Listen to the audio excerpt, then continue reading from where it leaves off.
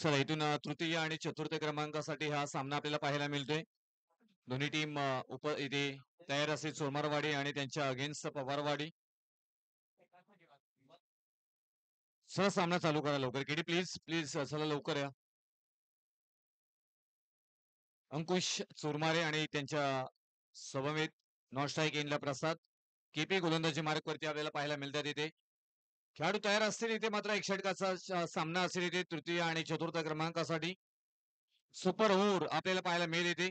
पहिलाच बॉल हवेमध्ये मात्र गेलेला आहे. पॉईंटच्या दिशेने मात्र बॉल ट्रॅव्हल झाला. एक सिंगलला डबल मध्ये कन्वर्ट इथे केलं जातोय.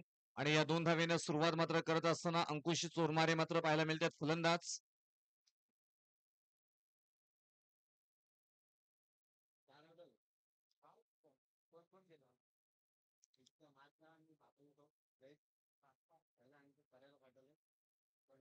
त्यानंतर होणारा सामना पहिली सेमीफायनल आपल्याला पाहायला मिळेल.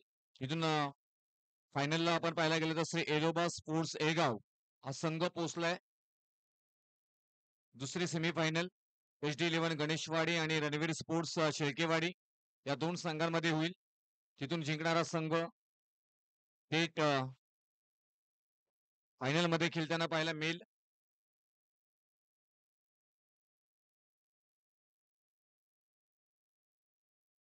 एकदा मात्र कंप्लीट केली जाते. मिडॉन मध्ये बॉल ट्रॅव्हल झाला होता. दुर्वर्णा बॉल क्षेत्ररक्षक पोहोचलाय तिथे. एक सिंगल मात्र घेतली गेली आणि या सिंगल नंतर धावफलकावरती धावा लागल्या जाते. ते 3 धावा 5 धावा. पावसाची सुरुवात परत एकदा होताना पाहायला मिळतोय. आज पाहिलं गेलं तर हो चांगले timing proper hit no chance out of the पार बॉल सीमारे पार धाव आले तिथे अंकुश चोरमारे यांच्या बॅट मधून 6 षटकार. ज्योतिर्लिंग चषक 2024 एक धमाकेदार आयोजन आपण आज संपन्न होताना पाहायला मिळालं. अनेक मान्यवरांनी मात्र आपल्याला सहकार्य केलं. त्याच्यानंतर मात्र आलेली ही दमदार स्पर्धा. प्रथम क्रमांकाचं पारितोषिक रोख रक्कम 15,000 रुपये आदरणीय कैलासवासी तुकाराम ज्ञानू सकपाल यांच्या स्मरणार्थ श्री आनंद तुकाराम सकपाल EBT ट्रान्सपोर्ट मुकादम भिवंडी यांच्याकडून आम्हाला देण्यात आले. आणि कैलासवासी तुकाराम ज्ञानू सकपाल यांच्या स्मरणार्थ श्री भैरवनाथ 11 बरेवाडी आयोजित श्री ज्योतिर्लिंग चषक 2024 संपन्न होताना आपल्याला पाहायला मिळतोय. सातत्याने प्रत्येक जण प्रत्येक गावासाठी मग निमित्त क्रिकेट असेल योगदान देत असतात. त्याचपैकी आपल्याला पाहायला मिळतात श्री सन्माननीय आदरणीय आनंदाजी सकपाल साहेब इथे उपस्थिती आहेत आणि त्यांच्याकडनं प्रथम क्रमांकाचं पारितोषिक देण्यात आले. द्वितीय क्रमांकाचं पारितोषिक 10,000 रुपये किशोर शामराव काळुंगडे सेठ चैतन्य नॉवेल्टी यांच्याकडून देण्यात आले. यशवंत रामचंद्र काळुगडे साहेब 7,000 रुपये तृतीय क्रमांकाचं पारितोषिक देण्यात आले. चतुर्थ क्रमांकाचं पारितोषिक 5,000 रुपये श्री विजय संपत शेलटे LIC एजंट यांच्याकडून देण्यात आलेले आहे. त्यांचे मनापासून आम्ही आभार व्यक्त करू. या सर्व मान्यवरांचा आम्ही करतोय सहर्ष सहर्ष स्वागत. षटक क्रमांक पहिला संपुष्टात आला आणि पहिल्या षटकाच्या समाप्तीनंतर धावफलकावरती धावा लागल्या जाते त्या 11 धावा आणि विजयासाठी 12 धावांची गरज असणार आहे 6 बॉल मध्ये. चला लवकर यायचं प्लीज. पवारवाडी आपण लवकर बाहेर या. फलंदाज पाठवा आणि सोमवारवाडी प्लीज आपण लगेच येतोय. एवढा स्लो येऊ नका कारण अजून 2 सामने आम्हाला उरकायचे आहेत आणि आता इथे वेळ झाली. आपण पाहायला गेलं तर 5:43 झालेले आहेत. या मैदानामध्ये मी अगोदरच उल्लेख केलाय की लवकर इथे अंधार पडतो कारण चारी साईडला आपण गेलं तर टोलेजंग बिल्डिंगी आपल्याला इमारती इथे मात्र पाहायला मिळतात. त्यामुळे मंदरा मैदानामध्ये लवकर अंधार पडतो असं वारंवार मी सांगितलं. त्यामुळे उशीर करू नका प्लीज.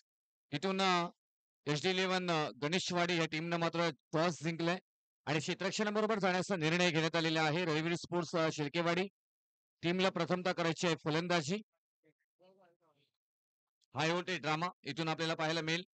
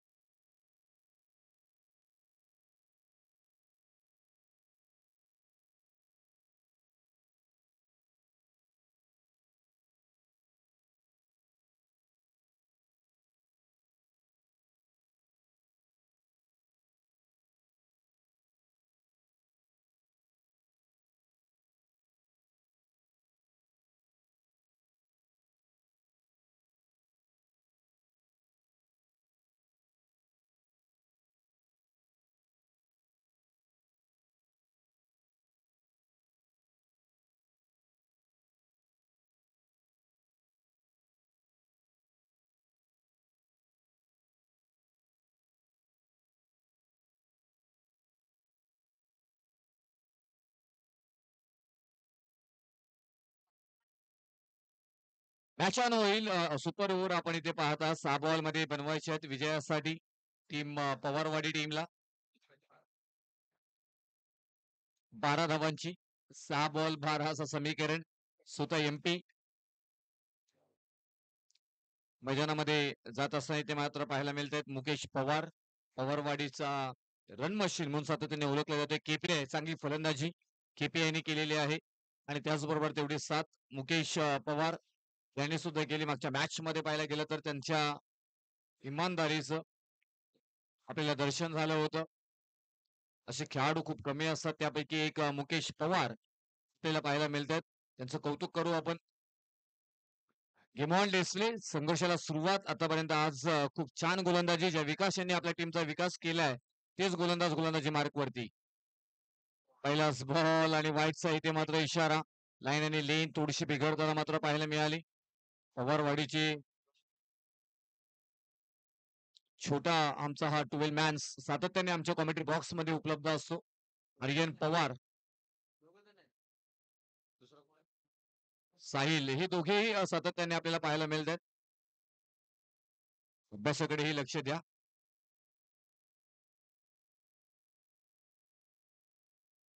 बॅटला प्रवेश झाला. एक सिंगल मात्र मिळेल. मोठा फटका येणं खूप गरजेचं आहे कारण तुम्हाला 12 धावा इथे जमवायचे आहेत आणि सिंगल सिंगल इथून मात्र येताना पाहायला मिळाले 2 धावा धावफलकावरती.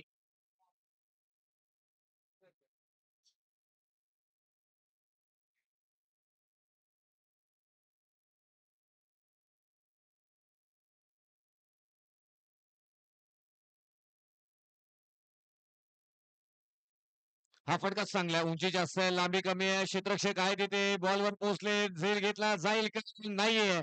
झेल मात्र सुटला आहे. बॉल होतोय फरार. चिडफाड चौकार.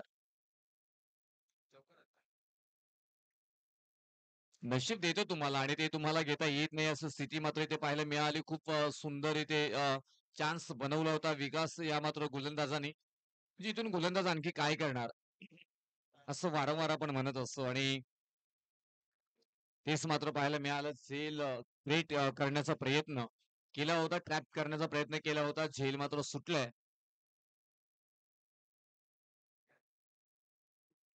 विकास मॅच फिनिश. मोठा फटका. सीमा पार. हा विनिंग फटका येताना मात्र पाहायला मिळतोय. फलंदाज मुकेश पवार. पवार वाडीची ताकद. मॅन